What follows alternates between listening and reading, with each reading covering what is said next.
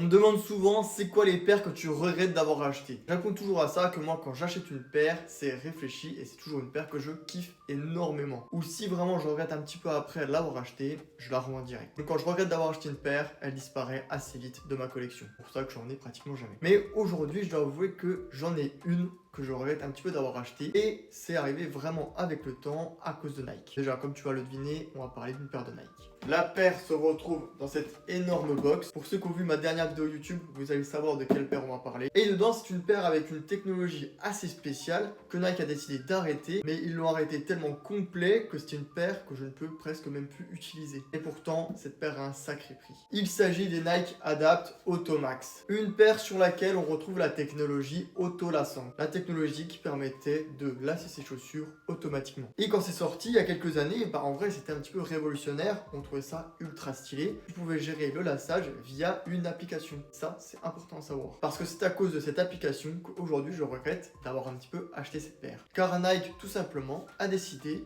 de l'arrêter cette application. Ce qui fait qu'aujourd'hui, utiliser cette paire là, c'est beaucoup plus compliqué. En soi, tu peux toujours les lasser parce que tu as des petits boutons plus et moins à ce niveau-là qui permettent de serrer ou desserrer le lassage. Et il faut savoir que vu qu'il y a la technologie là-dedans, et ben il y a une batterie aussi. Mais s'il n'y a plus l'application, et ben le niveau de batterie, tu sais plus où il en est. Et il faut savoir qu'à sa sortie, cette paire-là, ça coûtait 400 €.